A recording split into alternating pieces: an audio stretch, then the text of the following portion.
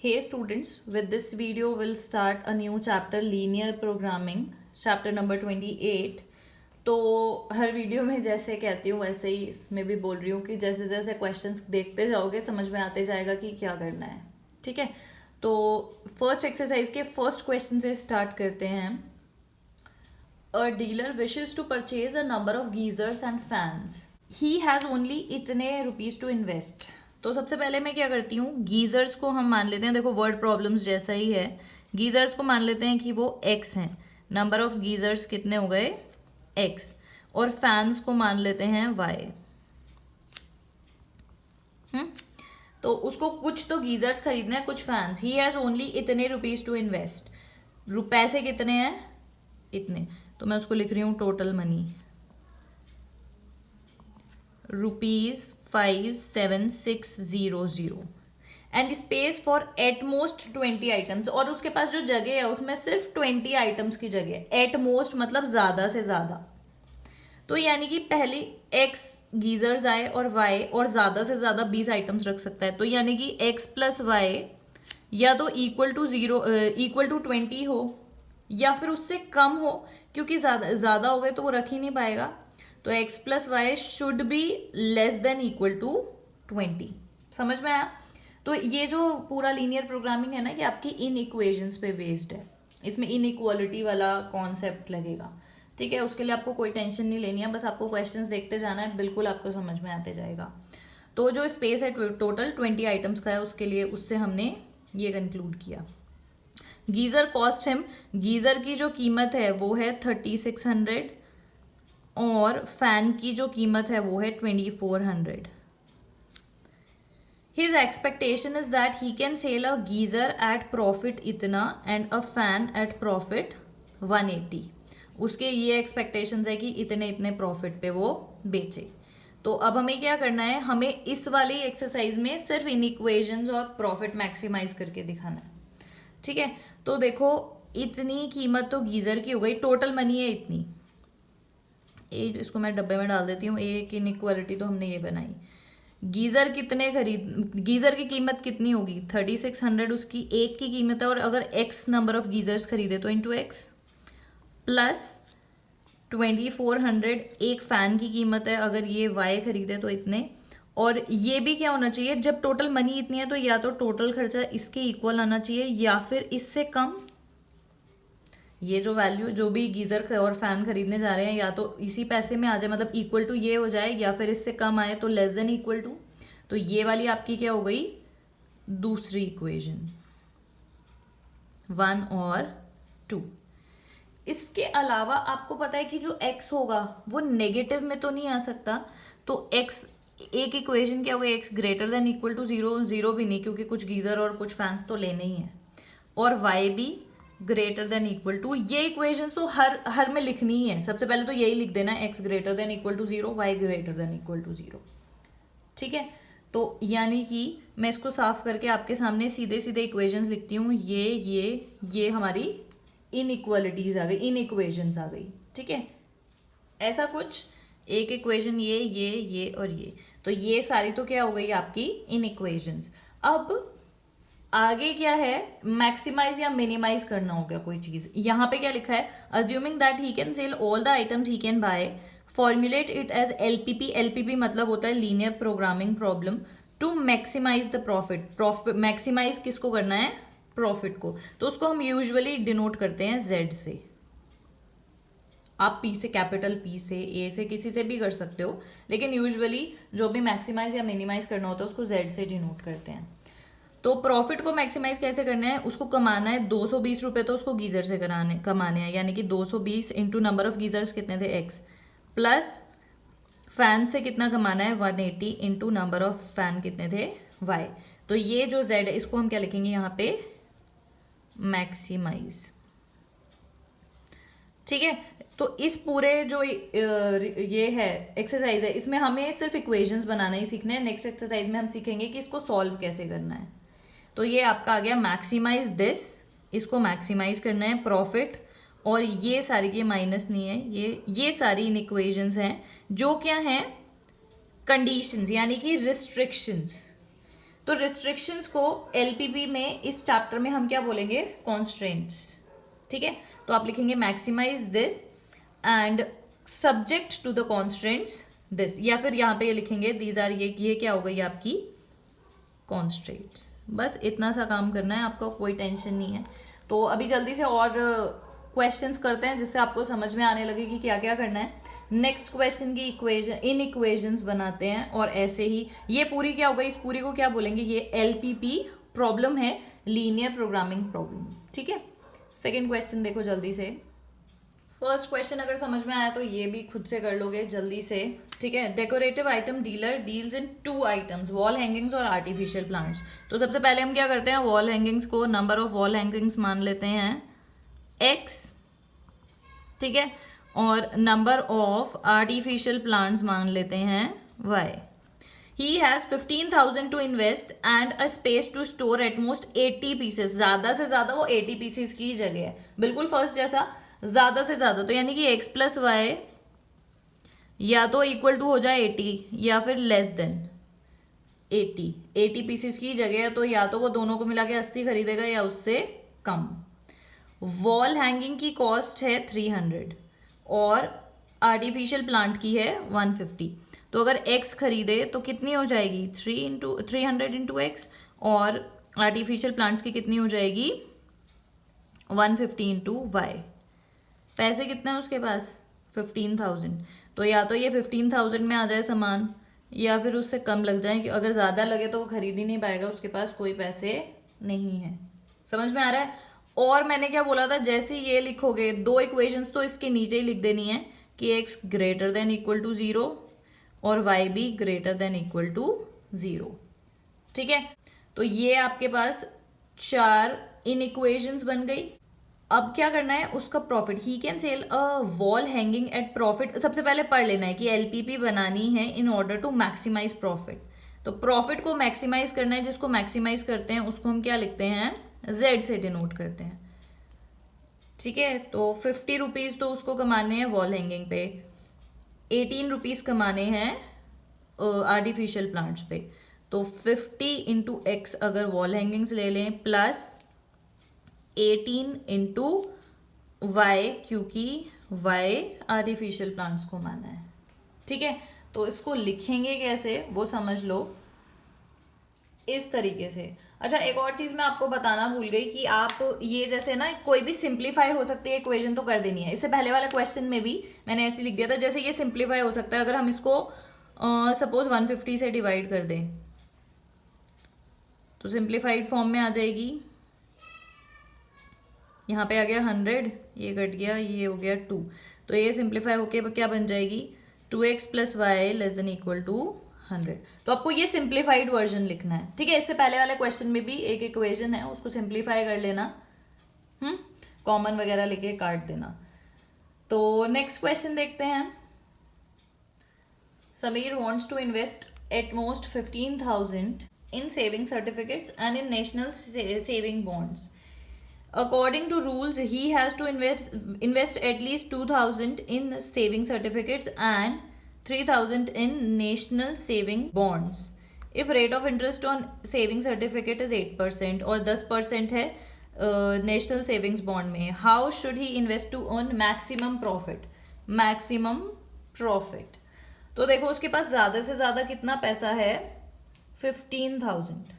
तो हम क्या मान लेते हैं कि उसने सेविंग सर्टिफिकेट्स में तो एक्स मनी वो करी, सेविंग सर्टिफिकेट्स में उसने कितनी करी, एक्स, और नेशनल सेविंग बॉन्ड्स में उसने कितने पैसे वो करे, वाई, ठीक है। तो अब देखते हैं, according to rule he has to invest at least 2,000 in this. तो यानी कि या तो उसने 2,000 खरीदा होगा, या तो सेविंग सर्टिफिकेट्स की जो मनी, मतलब उसने जो पैसे जिसमें खरीदे हैं वो सेविंग सर्टिफिकेट्स, या तो वो 2,000 के होंगे या फिर उससे ज़्यादा के होंगे, क्योंकि कम से कम उसको 2,000 के तो खरीदने ही हैं। तो x की वैल्यू क्या आएगी, greater than equal to 2,000। Similarly 3,000 के उसको नेशनल सेविंग्स बॉन्ड्स खरीदने ही हैं, तो y की वैल्यू भी क्या होगी, या तो इक्वल टू 3,000 या फिर ग्रेटर देन। उसके अलावा मैंने आपको बताया था, जो मैं भूल जा रही हूँ बार बार बताना, जैसे ये क्वेश्चन लिखते हो तो इसमें ये तो लिखना ही है, x greater than equal to y greater than equal to.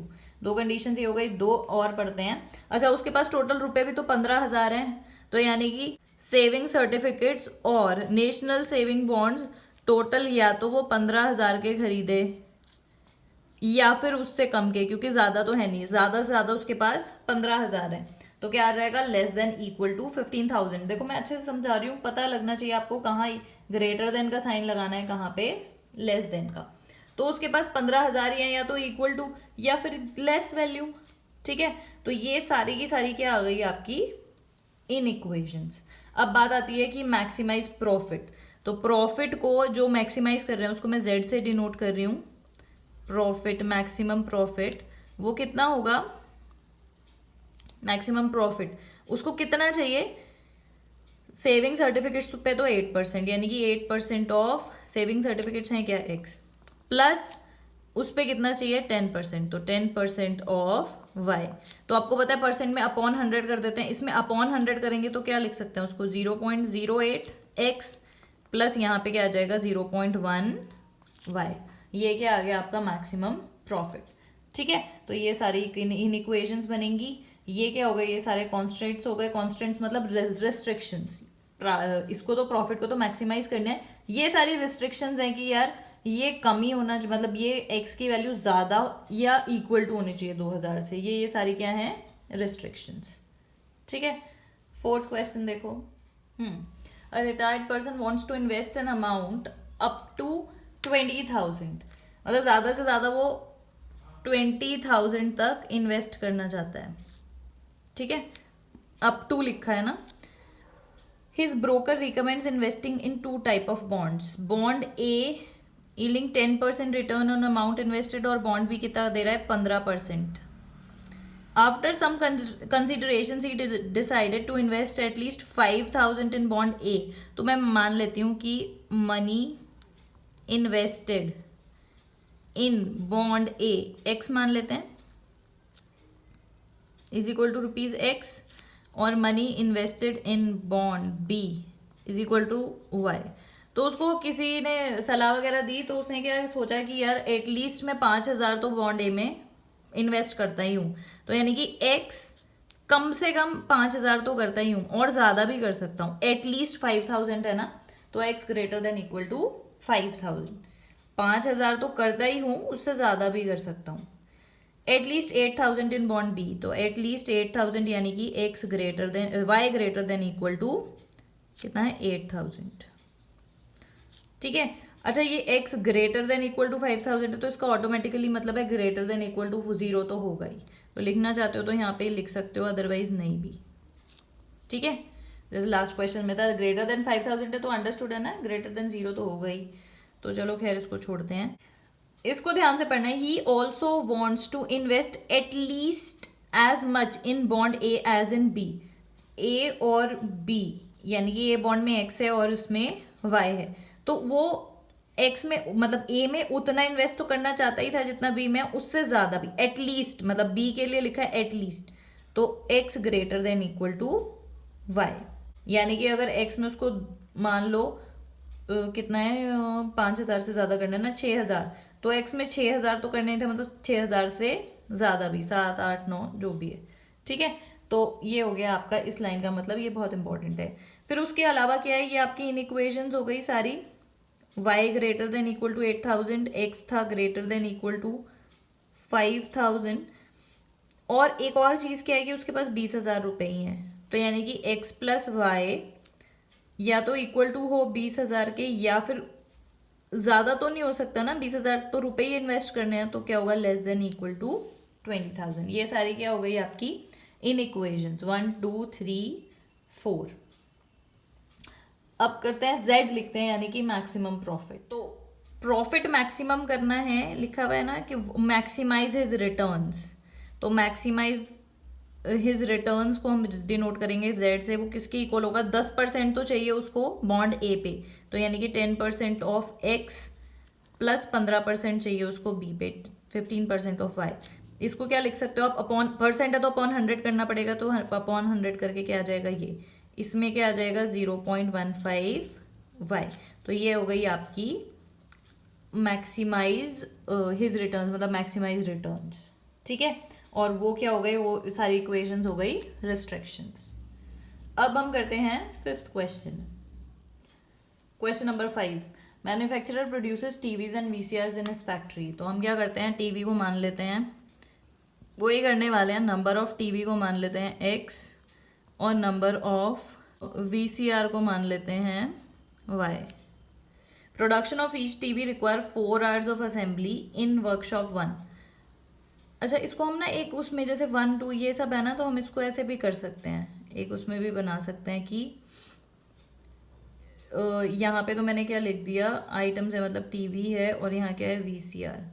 तो वर्कशॉप 1 और वर्कशॉप 2 ऐसे क्वेश्चंस में ना जहाँ पे इस तरीके से लिखा हो तो हम इसमें ऐसे छोटा सा टेबल बना सकते हैं।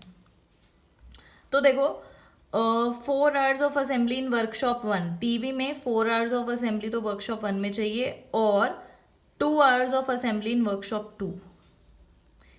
Where as production of each VCR require 2 hours of assembly in workshop 1, मैं शॉर्टकट में लिख देती हूँ ऐसे, 2 आवर्स की असेंबली चाहिए वर्कशॉप 1 में, 5 आवर्स की चाहिए 2 में। ऐसे टेबल बनाओगे तो बहुत ईजी हो जाएगा क्वेश्चन करना। Workshop 1 and 2 function for 40 hours. हालांकि ये जो 1 और 2 हैं ये दोनों मिलके मैक्सिमम 40 और 60 आवर्स चलती हैं। तो देखो 1 में क्या क्या बन रहा है ये, और 2 में ये, तो यानी कि सीधे सीधे बन गई इक्वेशंस। टीवी कितने लिए थे x और वीसीआर y, तो इससे क्या इक्वेशन बनेगी 4x प्लस 2y कितना होना चाहिए 40 आवर्स।